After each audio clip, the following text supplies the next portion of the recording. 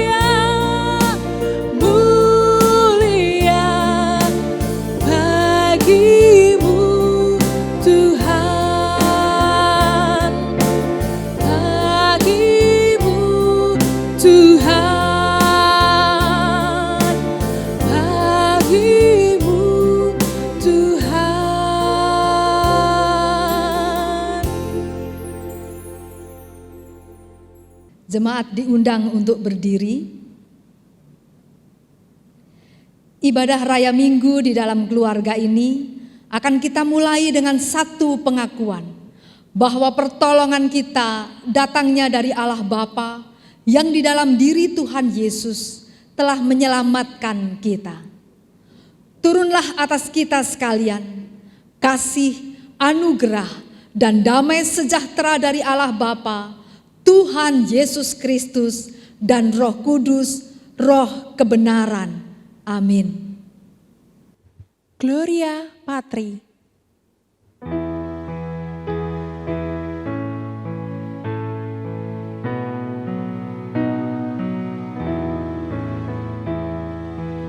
Mulia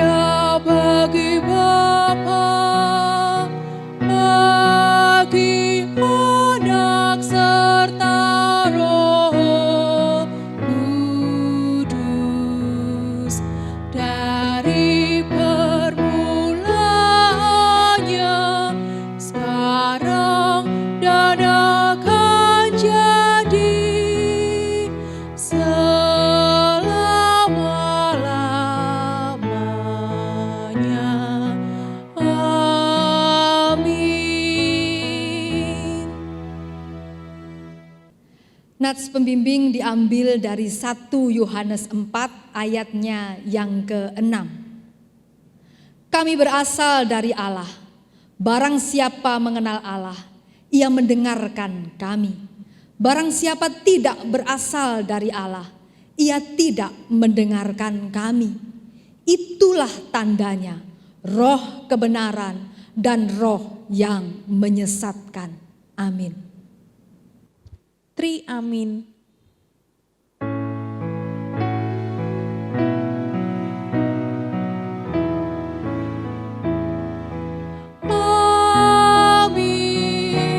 Amin. Amin.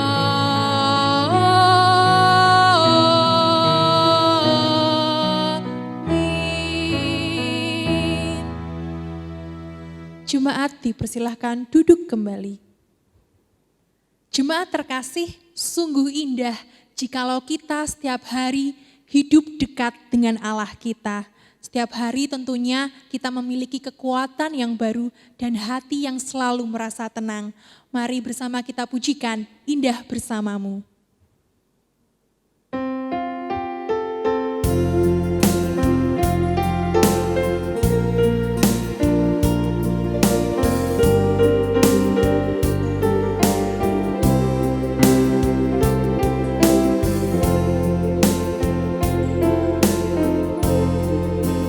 Hanya dekat Allahku, rasa tenang hatiku, Kau sertai jalanku sepanjang hidupku.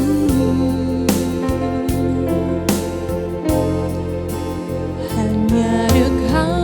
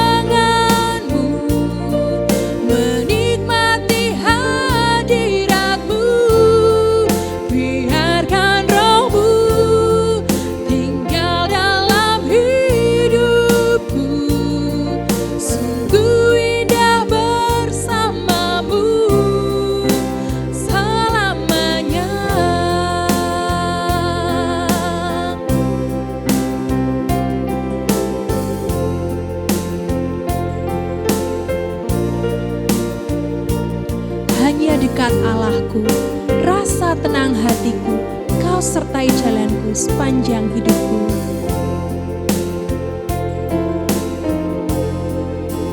Hanya dekat Allahku, rasa tenang hatiku, Kau sertai jalanku sepanjang hidupku.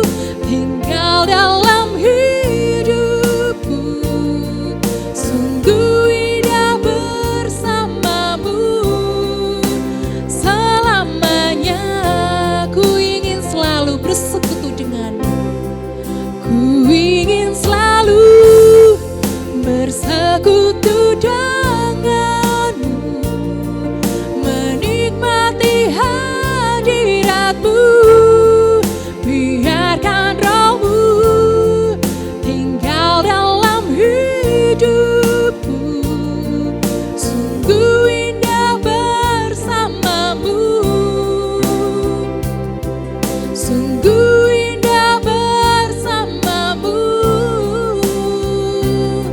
sungguh indah bersamamu selamanya.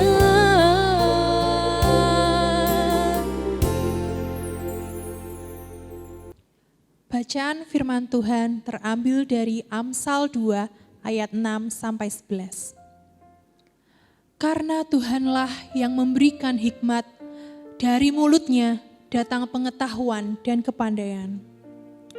Ia menyediakan pertolongan bagi orang yang jujur, menjadi perisai bagi orang yang tidak bercela lakunya. Sambil menjaga jalan keadilan dan memelihara jalan orang-orangnya yang setia, maka engkau akan mengerti tentang kebenaran, keadilan, dan kejujuran, bahkan setiap jalan yang baik. Karena hikmat akan masuk ke dalam hatimu dan pengetahuan akan menyenangkan jiwamu. Kebijaksanaan akan memelihara engkau, kepandaian akan menjaga engkau. Jemaat Tuhan, kita sudah sampai pada pemberitaan firman Tuhan. Mari bersama kita meminta pertolongan Roh Kudus agar untuk memegang tangan kita dan juga untuk menuntun kita memahami dan mengerti sabda firman Tuhan yang akan disampaikan. Bersama kita pujikan, peganglah tanganku Roh Kudus.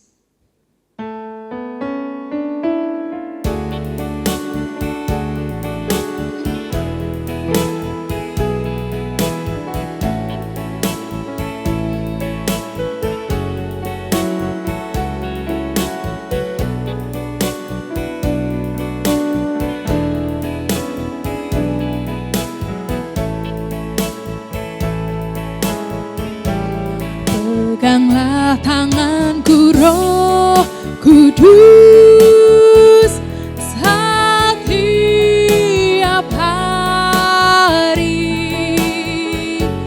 Ku tak dapat jalan sendiri tanpa Roh-Mu. Bawalah diriku kepada jalan kebenaran, agar ku tidak tersesat mengikuti jalan-Mu. Kudus, kudus Tuhan, kuduslah Tuhan. Ku beri syukur dalam simfoni indah. Ajaib, ajaib Tuhan, ajaib nama-Mu. Nama yang beri menang, Yesus namanya.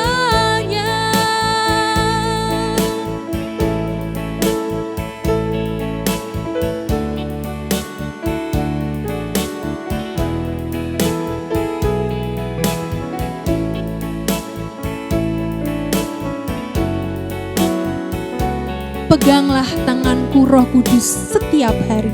Ku tak dapat jalan sendiri tanpa Roh-Mu.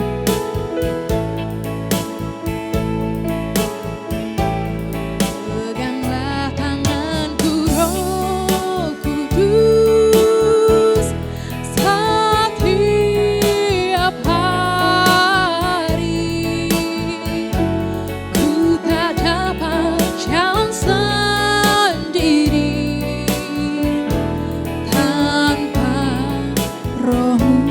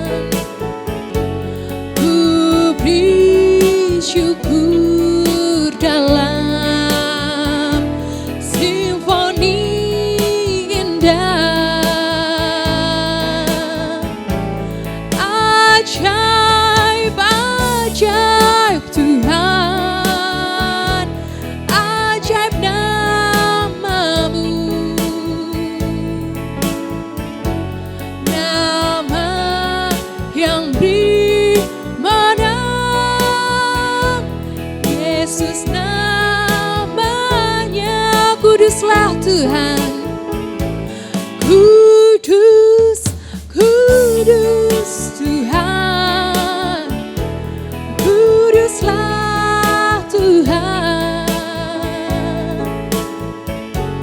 Ku beri syukur dalam simfoni indah. Ajaib, ajaib Tuhan, ajaib namamu. Nama yang beri menang, Yesus namanya.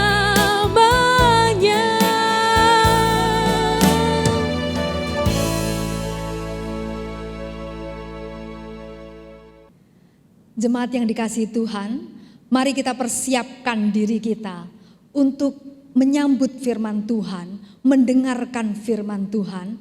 Kita akan memohon pertolongan Roh Kudus, Roh kebenaran. Mari kita berdoa terlebih dahulu. Mari berdoa. Tuhan Yesus, Tuhan yang hadir di dalam Roh-Mu yang kudus, Roh kebenaran, yang menyatakan kebenaran firman Tuhan untuk kami semua. Kami menengadahkan diri kami di hadapan Tuhan, baik hamba-Mu maupun jemaat semua yang mendengarkan firman Tuhan. Sehingga waktu yang ada ini, waktu yang khusus, yang istimewa ini, sungguh menjadi waktu yang berharga buat kami semua belajar akan firman Tuhan. Urapi kami Tuhan, sehingga kami mampu untuk mengerti apa yang menjadi kehendak Tuhan melalui firman Tuhan. Terpujilah nama-Mu ya Tuhan, hanya di dalam nama Tuhan kami, Yesus Kristus, kami berdoa. Amin. Jemaatku, Bapak Ibu, saudara-saudari yang dikasihi oleh Tuhan Yesus Kristus, akhir-akhir ini marak istilah new normal. Istilah new normal diperkenalkan kepada masyarakat. Artinya kurang lebih adalah suatu tatanan yang baru, di mana melalui new normal ini masyarakat dipersiapkan secara bertahap untuk memasuki masa transisi. Transisi dari PSBB, pembatasan sosial berskala besar, ke pembatasan secara sedang, berskala sedang. Nah, untuk kemudian nantinya juga secara berangsur-angsur akan kembali dapat berkegiatan seperti biasa. Walaupun Bapak Ibu Saudara-saudara, ada juga orang-orang yang kritis. Mereka mengkritisi, oh ini bukan new normal, tetapi back to normal katanya. Sebab apa? Sebab sebelumnya dianggap kita ini hidup di zaman hyper reality. Hidup di zaman yang serba berlebihan dan dikuasai oleh hal-hal yang sesungguhnya tidak substansial. Sampai akhirnya dengan adanya COVID-19, ini justru menyadarkan kita untuk kembali hidup dengan cara yang simple, yang benar, yang sehat, dan melepaskan hal-hal yang tidak substansial tadi. Maka mereka yang setuju dengan hal ini, mereka pakai istilah back to normal. Tetapi Bapak Ibu Saudaraku yang dikasihi oleh Tuhan Yesus, kita tidak berdebat tentang istilah. Apapun istilahnya, intinya adalah bahwa kita semua ini diajak untuk mengubah cara hidup kita yang lama dan memulai satu cara hidup yang baru. Hidup dengan tatanan yang baru, yang lebih simpel, lebih sehat, lebih substansial pada inti-inti kehidupan, bukan soal gengsi dan lain sebagainya. Lebih bertanggung jawab terhadap diri sendiri maupun orang lain. Dan mari perhatikan Bapak Ibu saudara-saudaraku yang dikasihi Tuhan.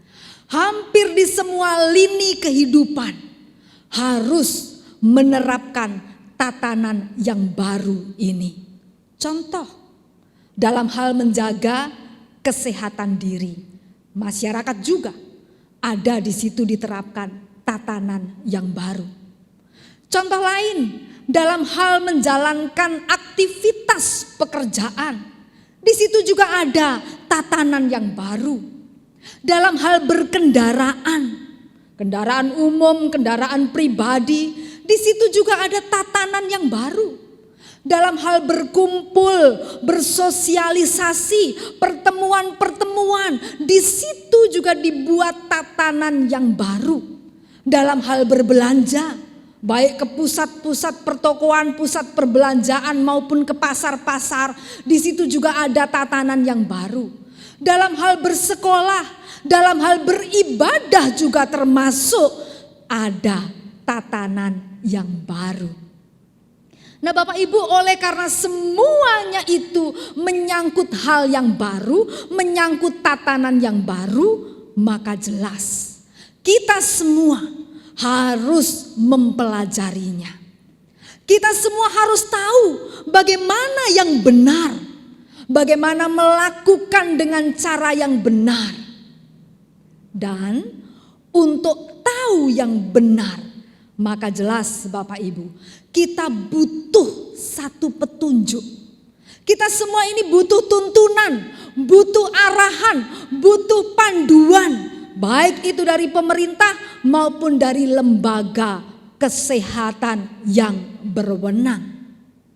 Tanpa petunjuk Bapak Ibu Saudara-saudara, bisa saja kita ini akan salah dalam mempraktekkan new normal.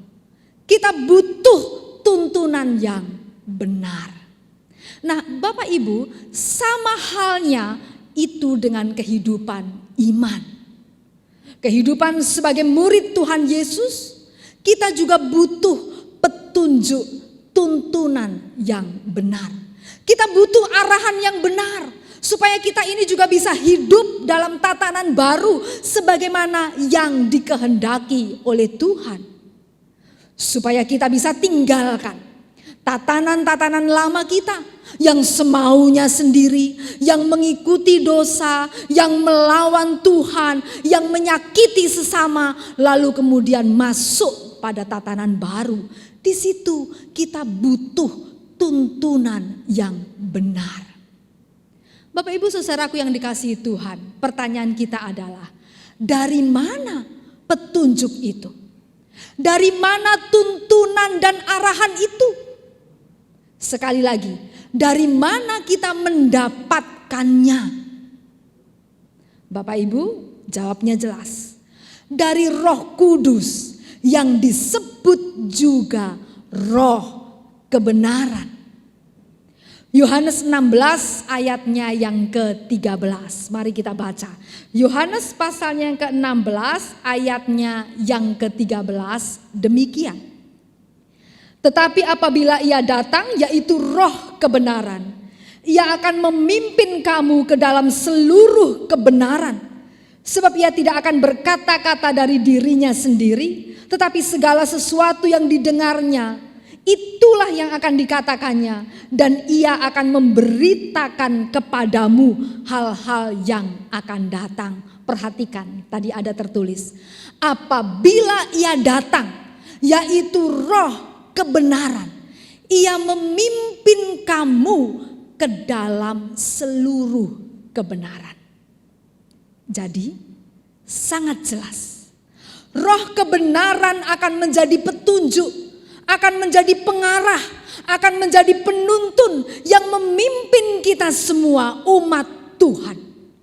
Roh kebenaran akan memampukan kita untuk meninggalkan tatanan-tatanan lama menuju tatanan baru di dalam kebenaran. Kebenaran yang mana, Bapak Ibu? Kebenaran di dalam perkataannya.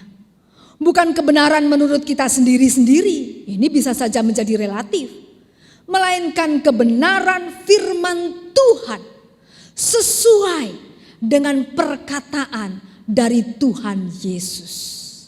Nah Bapak Ibu, Sampai di sini kita mengetahui satu peran Roh Kudus lagi, yaitu membawa, menuntun, mengarahkan, memimpin kita pada kebenaran firman Tuhan. Ingat, minggu yang lalu kita belajar peran Roh Kudus sebagai penghibur, ya benar. Hari ini kita fokus pada perannya mengarahkan, menuntun, memberi petunjuk akan kebenaran yang sesuai firman Tuhan Yesus Kristus. Lalu saudara-saudariku yang dikasihi oleh Tuhan, selanjutnya, mengapa kita membutuhkan Roh Kudus sebagai roh kebenaran? Ini pertanyaan yang penting. Mengapa kita butuh Roh Kudus sebagai roh kebenaran? Catatan kita yang pertama adalah karena kita punya kelemahan dalam memahami sesuatu, terlebih firman Tuhan. Ya, sekali lagi, karena kita punya kelemahan dalam kita memahami sesuatu, terlebih-lebih memahami firman Tuhan. Karena kelemahan tadi, kita membutuhkan Roh Kudus, roh kebenaran untuk menjelaskan firman Tuhan itu dengan gamblang, dengan personal dan sesuai dengan konteks kita. Mari kita ingat Kisah Para Rasul yang kedua, pasal yang kedua. Kisah Para Rasul yang kedua. Peristiwa apa? Peristiwa turunnya Roh Kudus. Kisah Para Rasul yang kedua. Berkumpul pada waktu itu semua orang percaya dari segala bangsa yang tentunya bahasanya berbeda-beda. Yang tentunya tingkat pengetahuan imannya juga berbeda-beda. Ada orang Kristen lama, ada orang Kristen yang baru, yang juga konteks hidup mereka masing-masing itu juga berbeda-beda. Maka jelas tidak akan mudah untuk mereka semua memahami perkataan para rasul yang pada saat itu berkhotbah dalam bahasa Aram, bahasa orang Yahudi. Apalagi ditambah dengan perbedaan-perbedaan itu. Maka jelas saudara-saudariku, mereka butuh pimpinan, tuntunan, mereka butuh bantuan roh kebenaran untuk dapat paham firman Tuhan yang sedang dikhotbahkan Rasul Petrus. Perhatikan dalam ayatnya yang ke-6 sampai yang ke-11. 6 sampai 11. Saya singkat saja. Ketika turun bunyi itu, orang berkerumun di situ, mereka masing-masing mendengar rasul-rasul berkata dalam bahasa mereka sendiri. Mereka tercengang dan heran, lalu berkata, bukankah mereka semua yang berkata-kata itu orang Galilea? Bagaimana mungkin kita masing-masing mendengar mereka berkata dalam bahasa kita sendiri, yaitu bahasa yang kita pakai di negeri asal kita, demikian dan seterusnya. Dalam peristiwa itu, Roh Kudus, roh kebenaran, itu menerjemahkan, itu menjelaskan firman Tuhan itu pada masing-masing orang yang hadir. Sehingga mereka itu bisa memahami kebenaran firman Tuhan. Kita juga sama, kita juga demikian. Tanpa petunjuk, tanpa tuntunan, pimpinan Roh Kudus, roh kebenaran, sulit bagi kita untuk memahami firman Tuhan. Ya. Coba Bapak Ibu, kita mendengar firman Tuhan dalam bahasa Indonesia 20 menit. Tapi kadang-kadang dalam 20 menit itu kita hanya menangkap sedikit. Ada juga hal-hal yang kita tidak tangkap walaupun sama-sama berbahasa Indonesia. Jelas di situ kita butuh bantuan, pertolongan dari roh kebenaran. Sekarang catatan kita yang kedua. Karena kita ini sulit melihat dalam arti memahami dan merasakan karya Allah Bapa maupun karya Tuhan Yesus, maka kita butuh roh kebenaran. Karena kita sulit memahami dan merasakan, maka kita butuh roh kebenaran itu supaya kita tahu karya Allah Bapa maupun karya Tuhan Yesus. Kita lebih sering meragukan, kita lebih sering buta, tidak dapat merasakan karya atau kebaikan Tuhan. Kita sering bertanya-tanya dalam hidup ini, kenapa sih Tuhan begini, kenapa Tuhan begitu, kenapa Tuhan tidak sesuai dengan keinginan kita. Kita lebih sering jatuh pada negativisme. Kita merasa sendirian dan tidak diperdulikan Tuhan. Di situ Bapak Ibu, di saat kita ragu dan nyaris hilang iman, kita butuh roh kebenaran yang akan menyaksikan karya Allah dan karya Tuhan Yesus. Kalau tadi di Kisah 2 ayat yang ke-11b dikatakan apa di situ? Kita mendengar mereka berkata-kata dalam bahasa kita sendiri tentang perbuatan besar yang dilakukan Allah.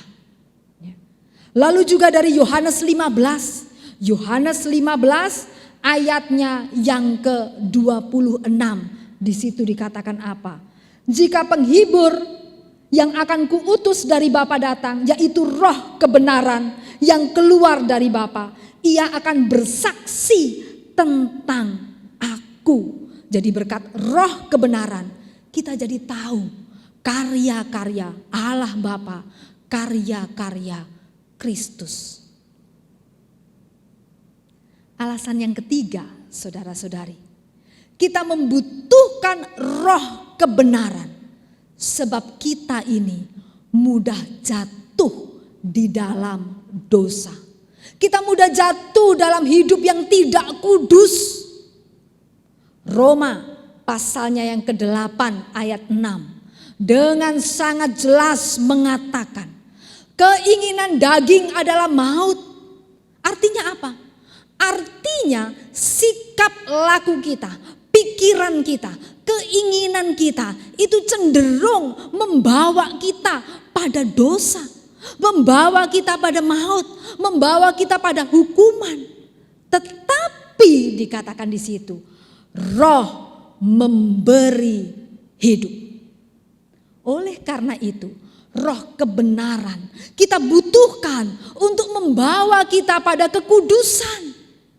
Dengan sangat jelas juga teks yang lain, 2 Tesalonika 2 ayat 13b mengatakan apa? Mari cek. 2 Tesalonika 2 ayatnya yang ke-13b mengatakan di situ. Roh menguduskan kami dalam kebenaran yang kamu percayai. Nah, jadi Bapak Ibu, saudara-saudariku yang dikasihi Tuhan, ada 3 alasan kenapa kita butuh Roh Kudus sebagai roh kebenaran. Karena kita lemah dalam memahami firman Tuhan. Karena kita sulit melihat dan merasakan karya Allah dan karya Tuhan Yesus. Dan yang ketiga, karena kita mudah terpengaruh jatuh dalam dosa.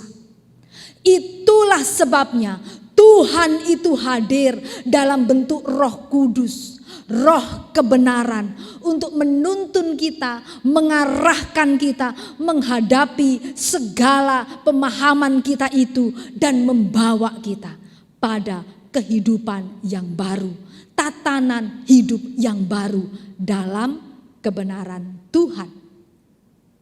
Nah, Bapak Ibu, pertanyaan yang selanjutnya adalah, siapa saja yang mendapatkan roh kebenaran?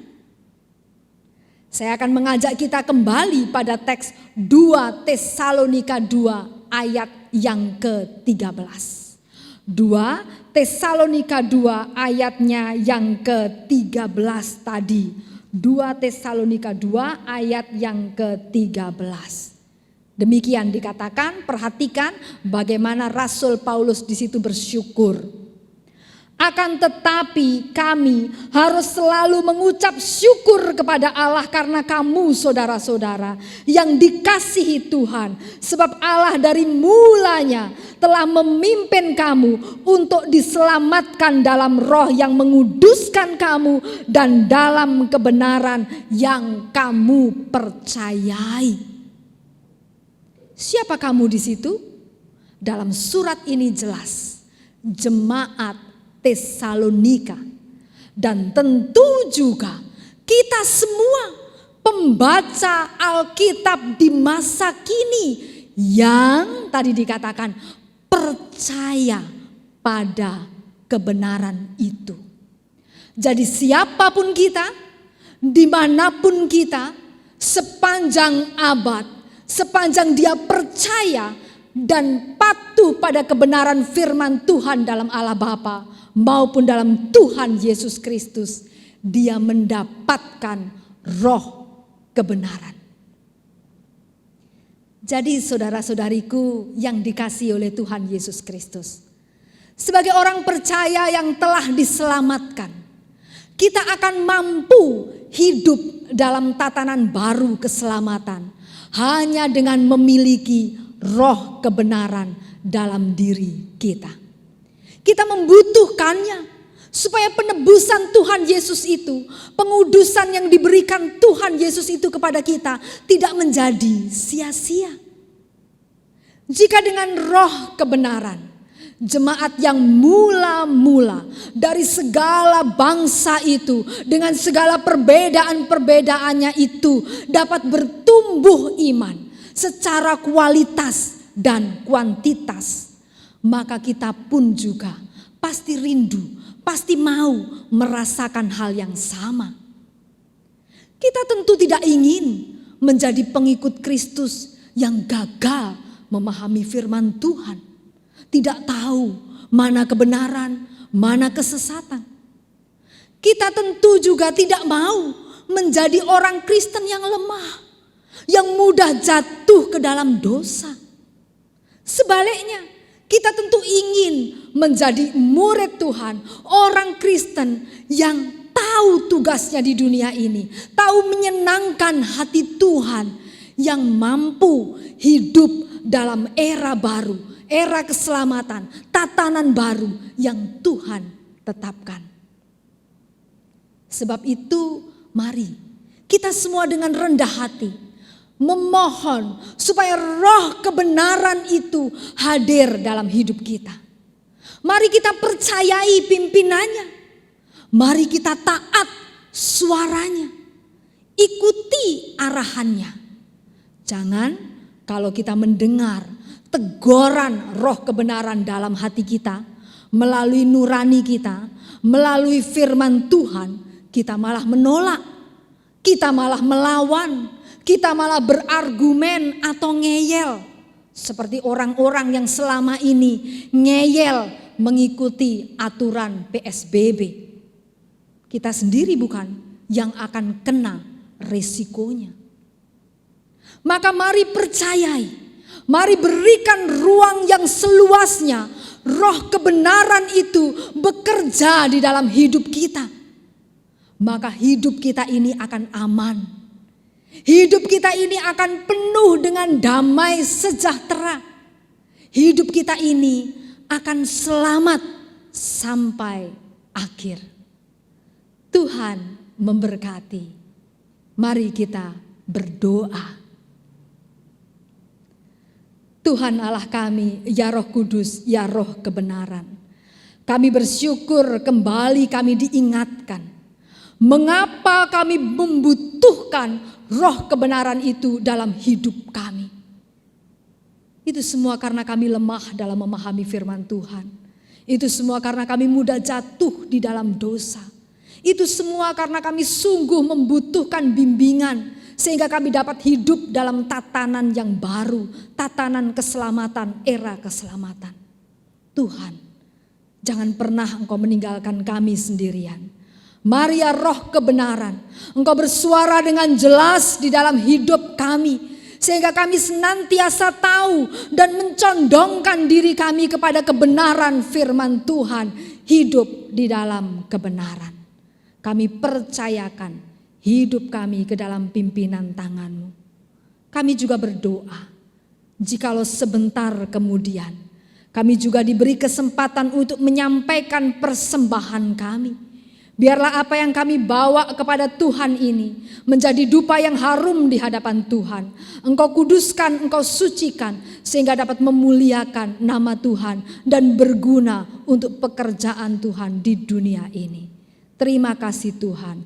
Dengarkan doa kami di dalam nama Tuhan kami Yesus Kristus kami berdoa. Amin. Jemaat yang terkasih, kita sudah mendengarkan sabda firman Tuhan yang mengajarkan kita bahwa kita memerlukan roh kebenaran untuk memimpin hidup kita berjalan sesuai dengan firman Tuhan. Pujian, ajarku jalanmu oh Tuhanku, akan menjadi pujian pemungkas kita, sekaligus untuk mengiringi persembahan yang akan kita berikan buat Tuhan. Mari bersama kita pujikan, ajarku jalanmu oh Tuhanku.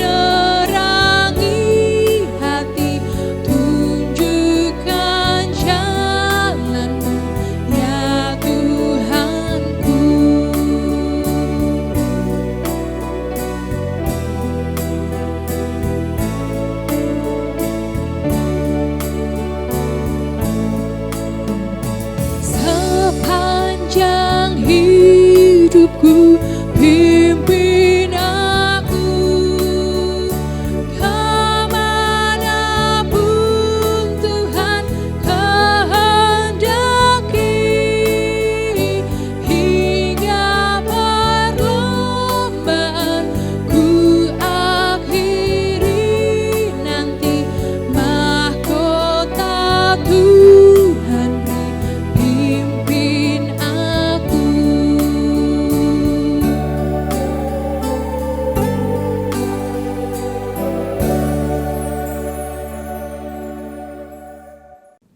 Mari jemaat yang dikasihi Tuhan, kita menyatukan hati kita, masuk hadirat Tuhan di dalam doa syafaat kita. Mari kita berdoa. Tuhan Allah kami, Tuhan sumber kehidupan, Tuhan sumber kekuatan. Kami datang di hadirat Tuhan, mengucapkan syukur oleh karena kasih setia Tuhan yang Tuhan senantiasa tunjukkan di dalam kehidupan kami. Terima kasih di tengah-tengah ibadah kami juga kami diperkenankan untuk bersyafaat kepada Tuhan. Mari terlebih dahulu Engkau mengampuni kami atas dosa-dosa kami, sehingga kami dilayakkan untuk bersyafaat kepada Tuhan. Tuhan Bapa kami rindu untuk terus menyerahkan, mempercayakan penghidupan kami ke dalam pengasihan tangan Tuhan. Hari lepas hari, di dalam kami bekerja mencari nafkah, di dalam kami Tuhan berusaha untuk memenuhi kebutuhan kami. Mohon Engkau sendiri Tuhan akan senantiasa menolong kami, berbelas kasihan, melimpahkan berkat-berkat di dalam setiap usaha dan pekerjaan kami. Kami terus mendoakan untuk keluarga-keluarga jemaat-jemaat Tuhan. Biarlah kami selalu dapat menikmati kerukunan dan damai sejahtera, cinta kasih yang dari Tuhan, dijauhkan dari segala macam konflik perselisihan. Kami berdoa untuk setiap anak-anak kami, cucu-cucu kami, baik yang masih kecil dalam usia pertumbuhan, sekolah belajar, bahkan mereka yang berkuliah, bekerja jauh dari kami. Tuhan berkati setiap anak cucu kami, sehingga mereka semua boleh menikmati kesuksesan dalam studi, bahkan masa depan yang cerah yang Tuhan berikan bagi mereka. Secara khusus kami mendoakan keluarga-keluarga yang bergumul dengan rupa-rupa persoalan Tuhan, baik pekerjaan, yang merindukan kehadiran anak, yang bergumul dengan konflik, yang bergumul dengan berbagai macam persoalan yang hamba-Mu Tuhan kurang mengetahuinya. Biarlah Engkau Tuhan yang melihat ke dalam setiap pergumulan itu, Tuhan juga akan menolong sehingga keluarga-keluarga, jemaat-jemaat-Mu yang bergumul ini boleh merasakan jalan keluar yang terbaik. Saat ini Tuhan, kami juga mendoakan untuk pertumbuhan iman kami. Mohon karuniakan Roh Kudus, roh kebenaran, sehingga kami dapat selalu kuat iman, bertumbuh di dalam iman. Meskipun keadaan yang kami lihat di sekitar kami mungkin begitu memilukan, begitu penuh dengan tekanan, dengan persoalan. Tetapi biarlah semua itu tidak membuat iman kami menjadi layu, tetapi justru kami lebih-lebih bersandar dan mengandalkan Tuhan. Pada saat ini Tuhan, kami juga teringat dan berdoa untuk jemaat-jemaat-Mu sekalian, terutama mereka yang sakit, mereka yang dirawat di rumah-rumah sakit ataupun dirawat di rumah, mereka yang karena usia lanjut juga menderita kelemahan tubuh, terutama juga mereka yang terdampak Tuhan oleh karena virus COVID-19 ini yang mengganggu kesehatan mereka. Tuhan mohon belas pengasihan-Mu dicurahkan atas mereka. Karuniakan kekuatan, kesehatan, kesembuhan. Dan untuk kami semua biarlah kami dijagai, dijauhkan Tuhan dari pandemi ini. Kami berdoa, kami mempercayakan Tuhan untuk pemerintah bangsa kami, untuk pemerintah di daerah-daerah, untuk lembaga kesehatan yang berwenang. Biarlah setiap rumah sakit, klinik-klinik, mereka semua Tuhan, bahkan rumah-rumah tempat perawatan Tuhan secara khusus untuk pandemi ini. Mereka, tenaga-tenaga medis yang ada di garis depan, mereka semua Tuhan berkati, sehingga mereka menjadi alat kepanjangan tangan Tuhan untuk dapat mengatasi pandemi ini. Juga kepada masyarakat luas, berikan kepada kami semua ketertiban Tuhan, roh keteraturan, roh ketertiban, untuk kami juga bertanggung jawab baik terhadap kesehatan kami sendiri maupun kepada orang lain, sehingga dalam waktu yang tidak lama lagi pandemi ini dapat berlalu, dapat berakhir. Kami berdoa secara khusus Tuhan Untuk gereja kami juga yang kami cintai, GKMI Pati. Biarlah dalam segala keterbatasan saat ini menyelenggarakan pelayanan-pelayanan. Tetap Tuhan berkati. Sehingga Tuhan, jemaat-Mu semua juga tidak terabaikan. Tetapi mereka semua tetap mendapatkan siraman rohani, mendapatkan kekuatan iman. Mohon kami juga berdoa untuk persiapan dari gerejamu ini menyelenggarakan ibadah-ibadah atau memasuki era new normal. Tuhan berkati sehingga apapun yang harus kami persiapkan, kami dapat siapkan dengan sebaik-baiknya. Terima kasih Tuhan, inilah doa-doa kami. Biarlah Engkau sendiri Tuhan yang akan menjawab doa-doa kami ini seturut dengan kehendak kasih Tuhan. Terima kasih, terpujilah nama-Mu ya Tuhan. Hanya di dalam nama Tuhan kami, Yesus Kristus kami berdoa.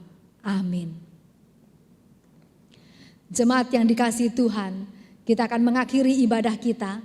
Saya mengundang jemaat untuk berdiri. Kita bersama-sama akan mengikrarkan pengakuan iman kita. Seturut dengan pengakuan iman rasuli. Mari kita ucapkan bersama-sama. Aku percaya kepada Allah, Bapa yang Maha Kuasa, Khalik langit dan bumi. Dan kepada Yesus Kristus anaknya yang tunggal Tuhan kita. Yang dikandung dari Roh Kudus, lahir dari anak darah Maria. Yang menderita sengsara di bawah pemerintahan Pontius Pilatus. Disalibkan, mati dan dikuburkan, turun ke alam maut. Pada hari yang ketiga, bangkit pula dari antara orang mati, naik ke sorga, duduk di sebelah kanan Allah Bapa yang Maha Kuasa. Dan datang dari sana, Ia akan datang kembali untuk menghakimi orang yang hidup dan yang mati. Aku percaya kepada Roh Kudus, gereja yang kudus dan am, persekutuan orang kudus, pengampunan dosa, kebangkitan orang mati, dan hidup yang kekal. Amin. Mari dengan tetap berdiri, kita akan menerima berkat Tuhan. Kiranya Allah yang pemurah dengan rahmat, memberkati kita dan melindungi kita. Kiranya Kristus Tuhan yang bangkit, mengaruniakan pengharapan dan kemenangan. Dan kiranya Roh Kudus, Roh kebenaran itu, akan menjaga dan menyertai kita dari segala bencana, penyakit, dan mara bahaya. Mulai dari sekarang ini sampai selama-lamanya. Amin. Doksologi.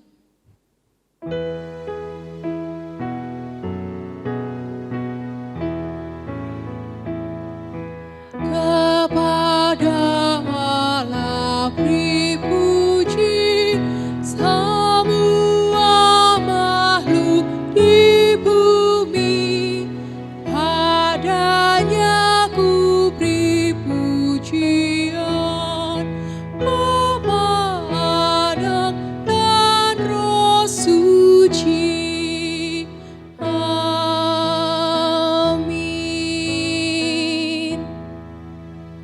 Jemaat dipersilahkan duduk kembali. Ibadah selesai, saat teduh bagi kita semua.